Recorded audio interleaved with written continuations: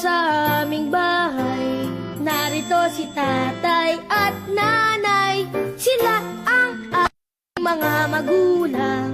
Lagi ko silang iginagalang. Tuloy po kayo sa aming hardin. Narito si ate, si kuya rin.